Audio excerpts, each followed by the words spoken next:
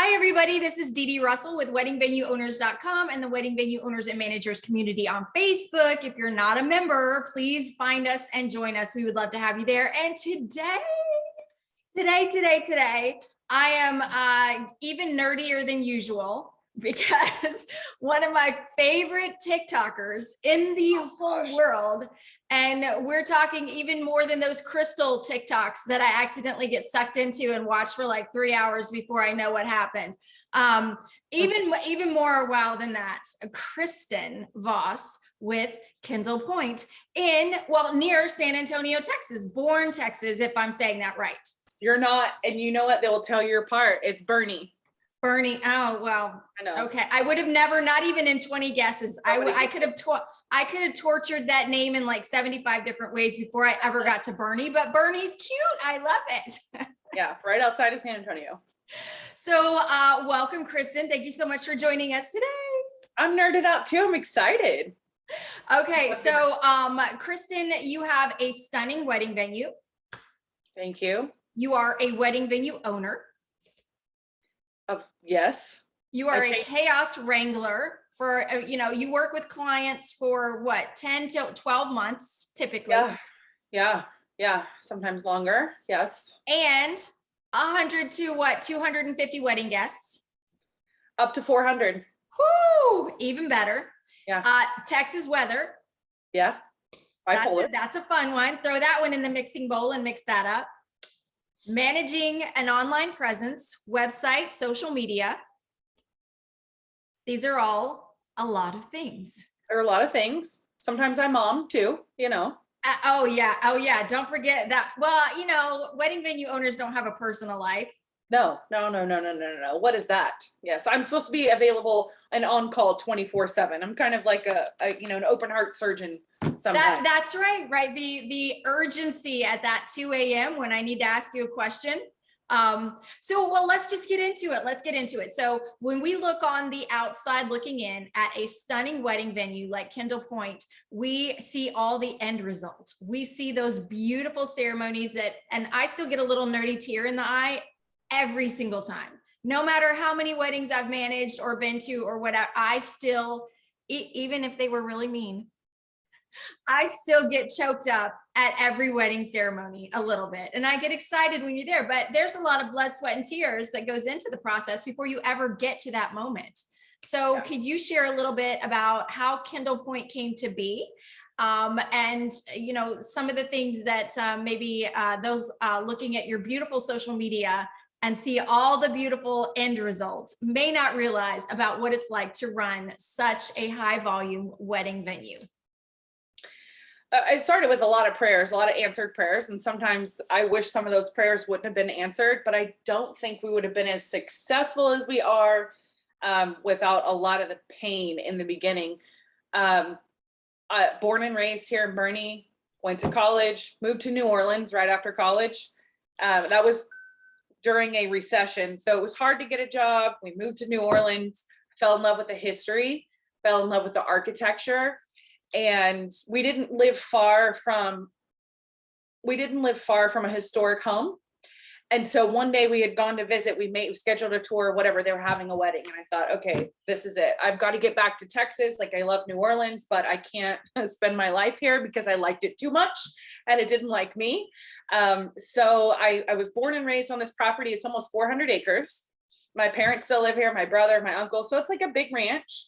And I approached my dad and said, hey, we should do this. We should build a small wedding venue. And he said, yes, he sketched it out. It's just going to be a small little white chapel. And then we ended up with this. Of course, I knew all along that I wanted a big Southern style venue because here in Texas, we have a lot of venues, but they're very ranchy and there's a lot of choices, but they're very rustic. And we have a lot of rustic brides, but we wanted something for that bride that wanted a little bit more elevated, not so rustic look. So we started building in 2010. It was one of the worst droughts on record. So the process of building was delayed. It was supposed to be done in 5 months. 10 months later, the venue finally opened. Our first 3 weddings, the building was not done, was not finished. So we actually had to rent a tent, like a giant tent, y'all, like dirt floors, tent, nightmare, like nightmare. And those first 3 brides were like, hey, you know what? We signed before the building was done. We knew it was happening. We can't control the weather, all the things that went wrong. And we had our first 3 weddings in a tent. And I thought at that point, we're never going to get out of this. This was a huge mistake. Financially, I had just had my first baby. It was a nightmare. And I actually found a priest. I'm not even Catholic. I found a priest in San Antonio and I called him. I said, you got to come bless this building. Like, it's cursed. There's demons.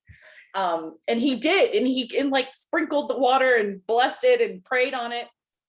And you know what? I really owe a lot to that guy. I got to find that guy.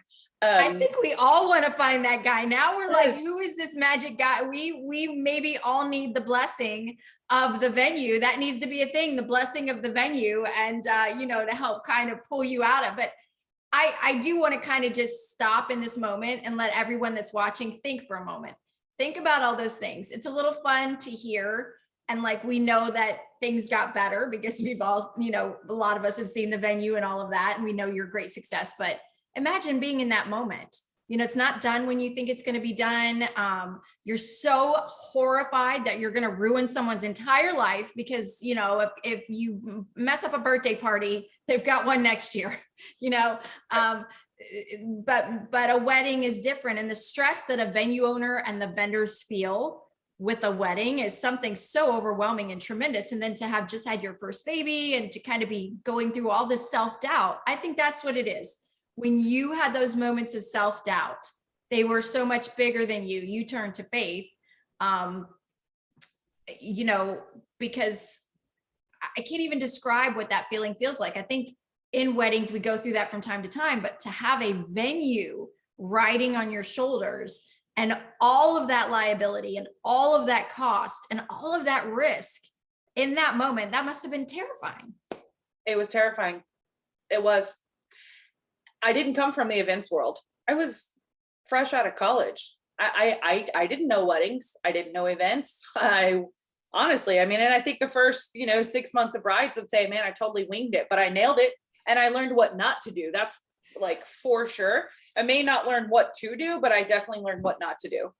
In the building process, in permits, and dealing with local government, and finding out these vendors who literally come out of the woodworks out of San Antonio, like, oh, I need to be on your preferred list. Like I'm the best, San Antonio's best, whatever. And so I had to learn the hard way a lot about these vendors, but also when building a venue, what not to do. And I feel like that's more important than telling people what to do. That you might have a really great point there. And I always say you can't be accidentally successful with your vendor relationships. Shout out to all the amazing vendors that are out there that really, so let me just do a little 1, 2, 3s. Okay. How to have great vendor relationships. A venue has got to have vendors that are on brand, that are elevating and uplifting the brand of the venue. But then there has to be substance behind that great online presence. You also have to know what you're doing. You also have to be able to work in chaos as a team and have incredible communication. You have to put in effort. What's stressful for me as someone who does wedding venue consulting, and we're going to talk about that a little bit, is I'll go to a profile and I'll do an analysis of a website and their SEO and then their social media. And I'm just astonished to see that posts were not made in the last 6 months and that there's no social media images. Or if I start to talk to someone and, talk about their social media goals and they don't have any vendor relationships, they're not getting content. How do you manage that? How do you manage having really great communication and knowing how to fit with vendors and manage your vendor relationships to have that content to put on social media? And don't forget, Facebook existed. Instagram did not exist when we got started. I mean, it was barely a thing. And so I was new to that along with everybody else who was then too. It's not new now. If you are not on Instagram, maybe not TikTok so much, I get it. But if you are not on Instagram, you're missing out, like huge. And I've learned the hard way on some things on how to post. I think it's so important to make daily posts. I spend a lot of time on social media. I use Planoly, so I plan out my post a month in advance. So I'm not every single day, oh my gosh, what am I going to post? It's very important that I have a relationship with photographers, number one, because if I don't have their galleries and their albums, I can't do anything. So it's them. And oftentimes photographers forget the venue. They send it to the wedding planner and the florist and like, hey, what about me? But tagging every single vendor, because the more I tag them, they're going to share that. They're going to share that on their story, or they're going to repost it. Tagging the bride and groom, they're going to share it. They're going to repost it. So every single person that's involved in the wedding, I do my due diligence and tag them, and not just, hey, happy wedding day to Kristin and Jeremy. No, we want to talk about how fabulous it's going to be, right? Especially putting out there when I have good weddings or weddings where the bride has listened to me and I've said, these are the best vendors, like hire them. And they did, and they have the best experience. I want to glorify that and say, hey, look at this lineup that we have today. Here's who's coming. And this is why that's going to be the best day ever. And so tag all those people and share and comment and post every day. Yes, it is a nightmare sometimes. And the TikTok is stressful. I don't know how that happened. I love TikTok though. I do. I love it. I love TikTok, and I love your TikTok.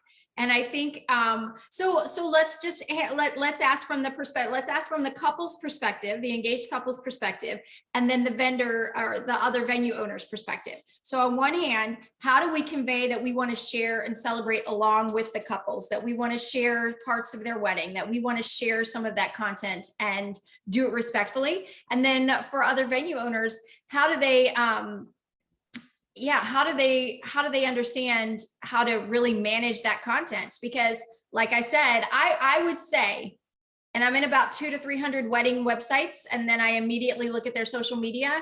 I would say probably 10%, maybe even 5% even have a TikTok link on their websites.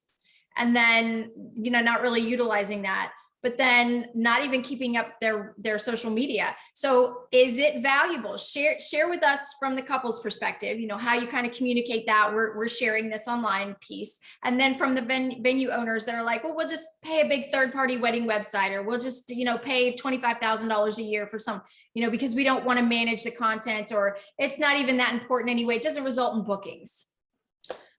Can I say who I don't advertise with? Oh my God, please. Yes. And if it's the thought bubble over my head, I'm just going to smooch you from this side, from all the way over here. We'll make a TikTok about that. It'll be very inappropriate. I do not advertise with a knot. I do not advertise with WeddingWire. I put my money in Google. I do not even do sponsored posts. I put a lot on Google as far as updating photos, questions, reviews. You can post. It's similar to a layout of Facebook. To me, Google is where it's at. I do 110 weddings a year, and I do not advertise with WeddingWire or the Knot. I did the first 2 or 3 years we were open. That was 10 years ago. The Knot and WeddingWire was it. That was the option, I think that socially, brides, this group of brides, these 20 to 30s, this is their life. They grew up with a phone in their hand on social media. Like, if you're not there, I don't see how people are booking weddings without posting every single day, being engaged. And they want to see not just, oh, that was a pretty wedding. They want to see this. As much as I don't want to show it, they want to feel the personality. They want to see those humans behind there. And I feel like that makes brides fall in love more. Like, oh, I got to get married there because look, they're showing what they're doing today. This morning I posted I'm hanging up string lights, right? I have on sweatpants and tennis shoes underneath this shirt, so y'all can't tell.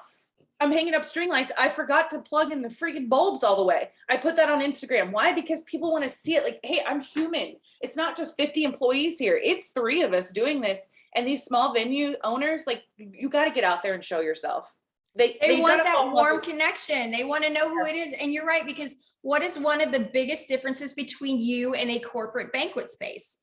That corporate banquet space is going to have turnover every 3 months. So whoever I book my wedding with, I'm not going to end up with them most likely by the time I get to my wedding. There's going to be like 2 or 3 different other people, and all of that very corporate. Here's the document. This is what we're like. But when someone works with you, they're meeting you. They want that warm handshake. They want that warm smile at 2 a.m. when they got engaged, and they look up your website and they see who you are, and then they see you on the social media. So yes, all you venue owners out there that are not connecting with your audience. That's what social media is. And I think that's a big disconnecting factor, is that it's supposed to be a communication. It's supposed to be an engagement, not just I posted, it's Monday. Now I don't have to worry about it till Tuesday. I'm going to post again.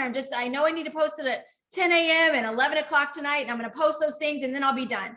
And it's not an engaging communication. They're not liking other people's content. You're not tagging other people. You're not getting them involved in your social media content conversation. And I think you're right about the couples. Absolutely. I think they want to know their venue is celebrating along with them, and they care. It really shows that you love weddings and that you're passionate about what you're doing, and all that hard work and uncertainty before just kind of blossoming into your stride, and your stride in coordination with your couple. So when you're showing them and showing their weddings and celebrating with them, it makes such a big impact. I am telling you, those couples looking at your website and they see it's gorgeous, and then they go to your social media and they see how active and involved, they're like, I know this lady, I know her, I know Kristin, she's my best friend. We've never actually met, but we're besties. I get down with what she's doing. She's making me giggle and laugh. So let's talk about your social media. What is your focus with your posts on Instagram? And do you use Planoly, but are you doing kind of like a Facebook business suite where Facebook and Instagram are similar timed, and then TikTok is different, and then YouTube or whatever else? Yeah, Instagram and Facebook are linked, so they're communicating together. Facebook is more of that older, try to be careful because I'm one of them, but it's a different group of people on Facebook. So I want to make sure I put the same content on Instagram as Facebook, so mom can see Facebook and the daughter's looking at Instagram. I mean, honestly, TikTok is totally different. It's still so new, right? And so there's no rhythm there. I have a ton of drafts. And honestly, I still do get scared posting on TikTok because, man, those internet trolls, sometimes they're mean, and you got to stay out of the comment section. But you just remember that they're humans, and whatever, let them say what they're going to say. Let them judge you. That's fine. That's not who I'm after, right? I want the brides to see it, and not even brides that are going to get married in San Antonio, everywhere, right? I want them all to see the content, tips and tricks and ideas, because there's a lot of bad tips and tricks out there on TikTok, and I've got to cover those up. I mean, it's a lot of hard work. Well, and can we just point out the fact that it's so interesting. A couple books their wedding with you, the venue, right? And you're very engaged in educating your couples. But again, I would say most venues don't think of this, and they book the couple and send them out to the big wide world for everyone else to educate them on how to have a wedding at your venue. It's not going to fit. It's not going to work. There's only one person that can really educate your couples on how to have the best experience at your venue. And you have been, is the educator role really natural for you? Because anyone that's watching this, I'm going to post the TikToks and all of that. And I have another thing that you did that I'm so impressed with you. I'm just loving that you're here. But the fact that you did Texas wedding venue as your handle on TikTok. I know. I was really lucky to get that too. Yeah. Pretty darn sad. Anyone else out there? TikTok is not inundated with wedding content yet. If you have the opportunity to go put your city up front, because when you're talking about Google searches, search engine searches, SEO optimization, location and details, you want those repeated over and over and over. You want to dominate your location. And that's why you don't need wedding wear in the knot. Because you're dominating the SEO in your market, and you're coming up in those searches, and your social media is supporting that. So when did you realize that TikTok was the place to do those instruction videos and that you were good at it? I don't know that I'm any good at it. My kids think I'm pretty cool. Oh, I don't know that I'm any good at it. I only get millions of views. Well, there are a lot. Okay, what's that other girl's name? She's in South Carolina. I love her. Gosh, she puts out such great content.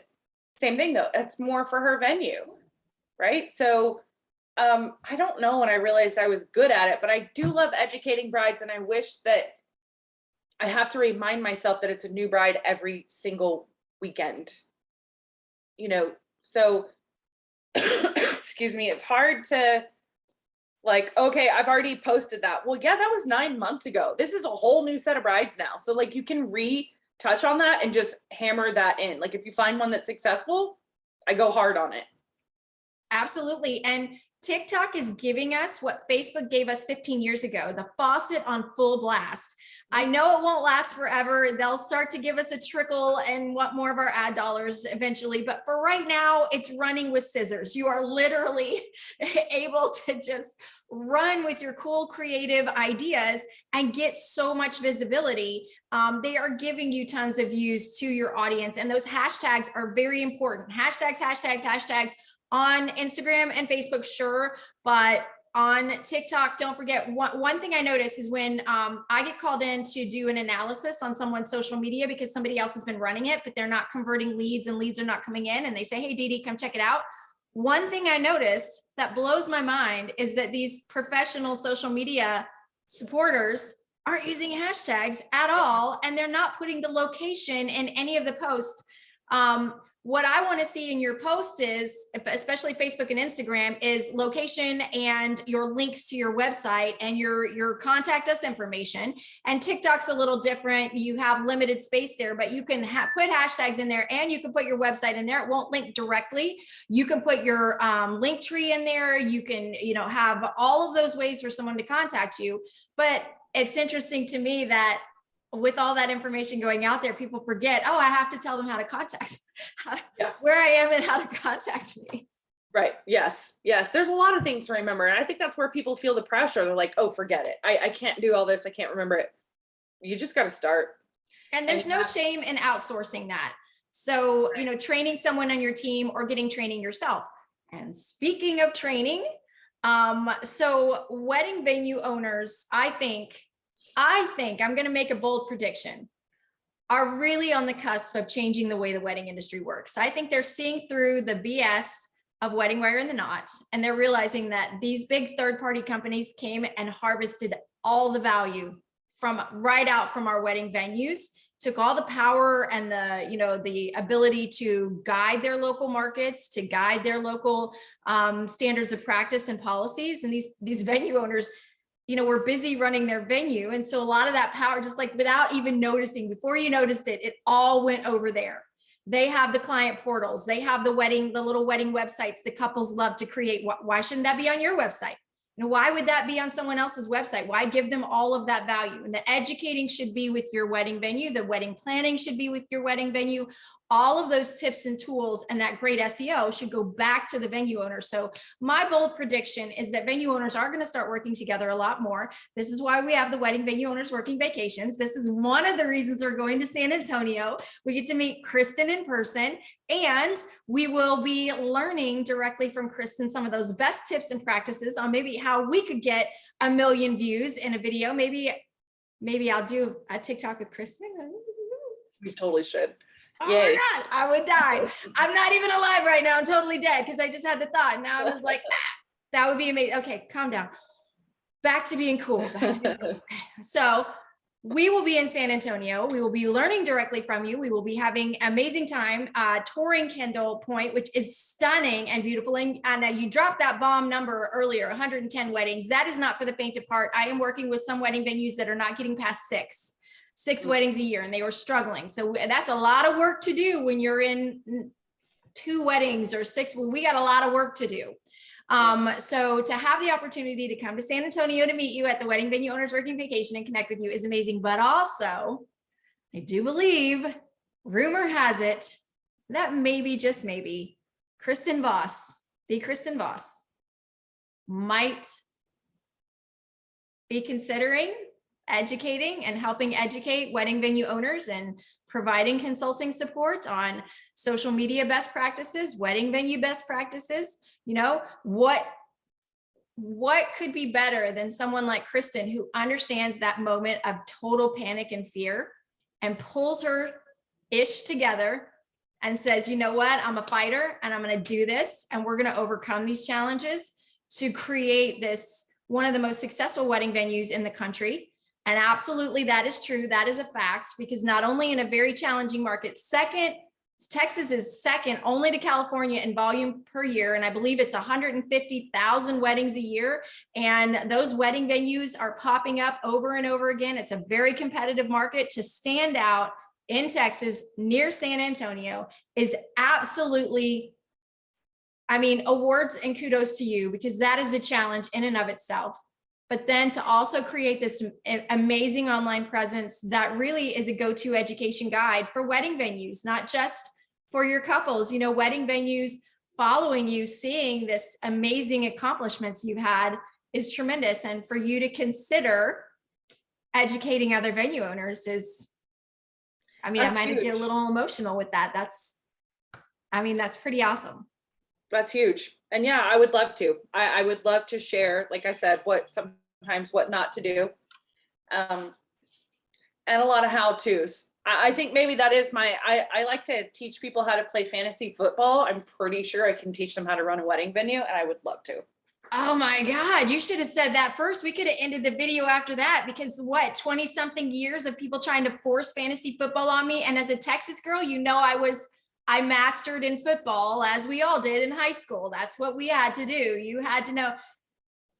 So if you can teach fantasy football, that's impressive in and of itself. But putting that energy and ability to our venue owners. I mean, I'm just thrilled with that, because I know that there are venue owners out there right now struggling, panicking. They've invested a lot.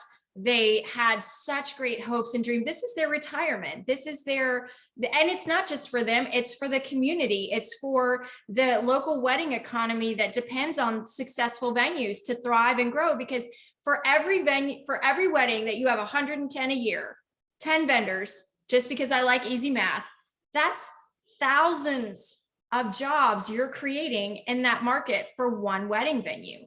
And not just jobs, but really elevated, beautiful, high-end jobs that a lot of our vendors are striving for and wanting to be part of. So there are so many moving pieces and moving parts, but to know that we have incredible venue owners like you willing to lend your knowledge and share with other venue owners to help the wedding industry thrive and improve and take some of the power back and put it in the hands of the venue owners. I mean, that's amazing. We have to. And you're right. It has to shift. It cannot be, oh, that's my competitor. Shh. No, it cannot do that. And we were a pioneer wedding venue in this area. Otherwise it was a hotel or a country club 11 years ago. And now, I mean, I can name a dozen off the top of my head who are very nice, who went the same route we did. But, you know, I see the struggle there. And if these venue owners weren't so scared to say, hey, I got a question. What have you learned? Okay, let's talk. Yes, let's talk. I mean, that's what we should be bouncing. This industry is going the right direction. Like you said, I think that is a bold prediction, and you're right. We just got to be like, hey, what's up? Let's do this, you know, because there are plenty of weddings still being competitive. I get that. I want to win. I want all the weddings, but I'm not going to get them all. So let me help these other venues or these other vendors. Are like, I want to do this. Well, here's how I would do it, you know, or here's a good idea. Here's what I've learned. It's important. You're right. It is important. And I want to tell venue owners out there, if you had that experience where you reached out to somebody or you met another venue owner at a networking event or something, and you felt like they were rude or they were really mean, I get it. I still get, you know, a couple times a year, I have someone go off on me. Wedding venue owners will never work together. We hate each other. That's ridiculous. But it's one or two. Okay. Sure. So if you've had a bad experience, just understand that maybe they also had a bad experience and didn't know how to handle it and retreated backwards. And that there was a time when venue owners really didn't talk to each other. When we're making it, weddingvenueowners.com is absolutely dedicated to making sure that venue owners know they can access each other. You can find those friendly wedding venue owners on the Wedding Venue Owners Working Vacations. You can find them on weddingvenueowners.com sharing, you know, blogs like this, video like this, sharing information. And you know that the majority want to work together. It's a small number that are afraid or fear-based, and that's okay. They can be on their wedding island, and you know what, we're going to let them have that. That's okay. But we want to share best practices. We want to share best strategies. If I learn a strategy from you that solves a problem, and I give you a strategy that solves a problem, and we start bringing in more weddings to our market, we start bringing in more to our local wedding economy and more jobs, we are becoming, you know, the next Savannah or the next Charleston or the next Nashville, or we're out doing that. So Austin, look out. I don't want to get in trouble. I'm going to edit that up. Austin, I love you. Don't come at me, Austin. We'll leave Austin up there as the planet closest to the sun. But there is room for other markets to advance and to draw in more destination wedding. You know, there's never a time to rest on those laurels. And with all that incredible social media impact that you have, like, we don't even have the data to show what you've done. What you've done has butterfly effect. I mean, probably in Australia, you know, probably everywhere where people are watching you going, what has she done? Millions of views. She's educating. It's simple. It's easy. You have a knack and a talent for it. And you are literally like changing the entire wedding industry with this incredible social media impact that you have. And I do want to tell everyone out there, you don't have to be brilliant. You just have to be really passionate. If you're passionate about it, put it out there, show people you're not perfect. You know, everyone doesn't, if this isn't the 90s, we don't have to look like Linda Evangelista and Cindy Crawford. You know, we can be our own authentic selves. People love that better. They love seeing you. They love meeting you. They love your imperfections. They love probably that I stutter. At least I tell them myself that I do, or that I make mistakes, or I accidentally F-bomb once in a while. I'm sure people think that's horrible, but some people think it's charming. So it's okay. Right. You know, we are imperfect. And that is one thing I love about TikTok. It is embracing the imperfections, and it's endearing people to you. Awesome. I agree. I love it. I got a couple of good ones coming up, a little edgy. So edgy. Oh my gosh. Okay. That is definitely saying something, because I will say, Kristin, you definitely take it there. You are a girl after my own heart. I'm a Texas girl. I like your style and I love it, but it's definitely not Facebook. It's definitely a new frontier from Facebook. So if you've been corseted and you want to put the sweatpants on and breathe for a minute, take that corset off and head over to TikTok, because your inner petty Betty will be embraced there. Your inner flaws might find an audience that gets you and loves you and understands you. And if not, you're going to laugh your butt off because it's fun. You're adding humor to serious business topics. Yes, that's important. That's this new client. They're on TikTok. That's right. Oh, they are. And you have access to them now. So don't wait until the content is everywhere and you're having to battle out those keywords and hashtags. Right now is a great time to be on there. Go check out at Texas Wedding Venue on TikTok and Kendall Point. And for all of you watching this, come to San Antonio. You're going to have a chance to meet Kristin and beg and plead with her to be your business coach and help you get started. All of you out there buying wedding venues, I know that you've been dreaming about venues. This is a incredible person. This would be an incredible educator for you, Kristin Voss with Kendall Point. Clearly she's busy, so I'm sure she's not going to take on every single person that comes across her door. But imagine you purchased a wedding venue. Maybe you purchased 3 years ago and you just can't get that bicycle moving, you know? So reach out to Kristin, connect with her, follow her online. Clearly she's very friendly and very knowledgeable, but she is one of those amazing venue owners that is out there ready to share some of their strategies and structure and to help you have access to best practices.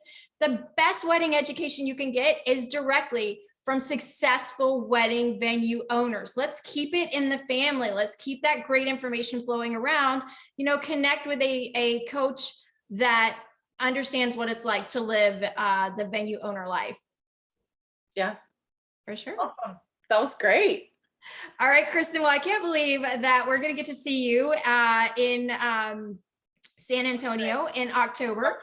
That I'm so excited to get to meet you. And we have a lot of really great venues that we're going to get to tour in San Antonio and venue experts to meet. I believe that our sponsors, the Seat Co, are going to be out there with their gorgeous seats and their gorgeous chairs.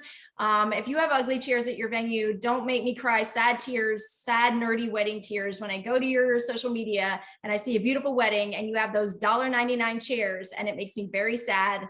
It's not necessary. Upgrade those, theseatco.com.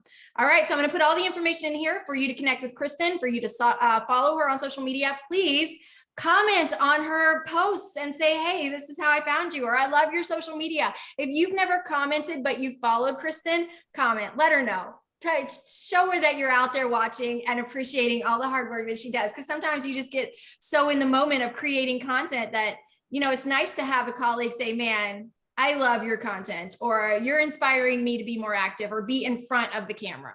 So join us in San Antonio. You'll get to meet Kristin in person and learn some incredible tips and information from one of our most successful wedding venue owners in the country, and one of the only winners of the weddingvenueowners.com award for communication, outstanding online communication, because you are one of the best social media marketing presence for wedding venues in the country and possibly in the world, because I do a lot of research in Canada, Mexico, and the UK. So I really can't off the top of my head mention many more that have a better understanding of how to use social media to book weddings and to change the wedding market, and just all of the things that you do to educate.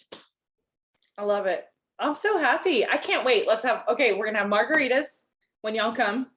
We'll do let's see, chamoy margaritas. Come on, that's San Antonio. What else can we do? I mean, chips and queso.